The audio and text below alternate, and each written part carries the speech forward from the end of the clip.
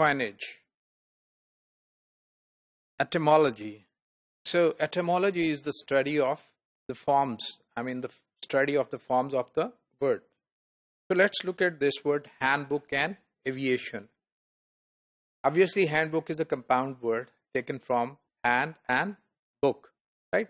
When these words were first introduced, there was a lot of protest in the newspaper against the use of word in such forms. People generally do not accept words when they are first introduced. The constant evolution of new words and new uses. However, despite their dislikes, there is a constant invention of new words because we need them. We have more uses for the things, for the ideas, and for the products to have name. So we need them.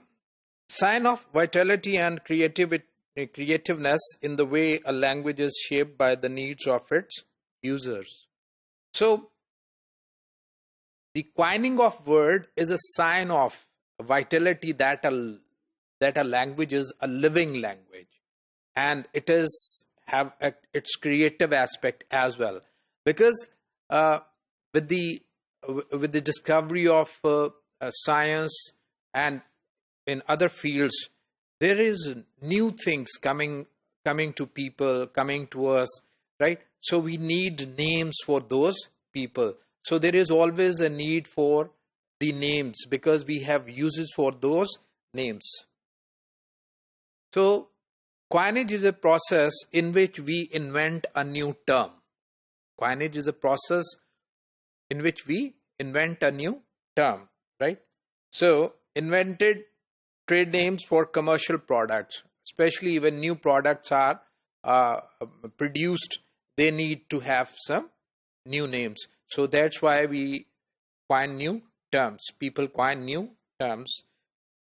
So these terms become very general terms. People start using them. They become the part of our everyday language. So for example, if we look at these terms, nylon, aspirin, Vaseline, and zipper, they are the terms which are with us for the last 200 years, right? So they were the new products. They were not known before the invention of these products. So similarly, in the recent past, we have granola, Kleenex, Teflon, and Xerox. So they are very common names, and people use them very freely without any hesitation, right? So they become everyday word in our language. People use them irrespective of this aspect, whether they are literate or not. They use them because the products and the things are there for everyday use. Let's take another example, the word Google, which is a misspelled word of a mathematical figure, which is Google, right? That is 1 followed by 100, 0, right? So then from this misspelling, it becomes Googleplex, the name of the company. And now even we use this word in our expressions. For example, we have the term Google. Have you Googled this? Have you searched this thing on the internet? Similarly, we have eBay, right? So we use it for new products and concept.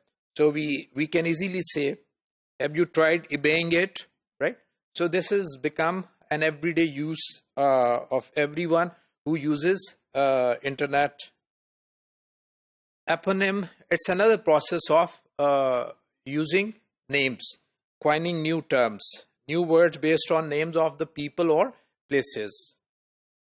So Spangle was a person who invented who produced an electric suction sweeper, right? So this was named after him and then becomes Spangler, Spanglering, Spanglered.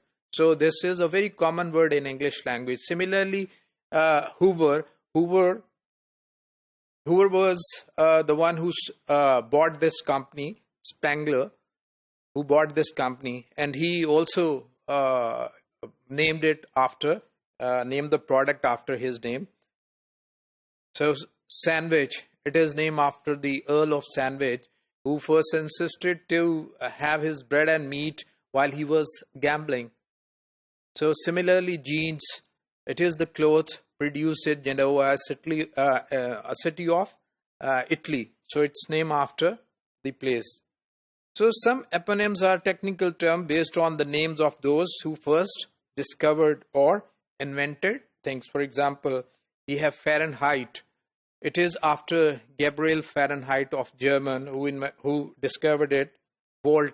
This is after Italian Alessandro Volt who discovered it. Similarly, we have James Watt, who was a Scottish, right? So these are after the names of those people who invented or discovered these theories.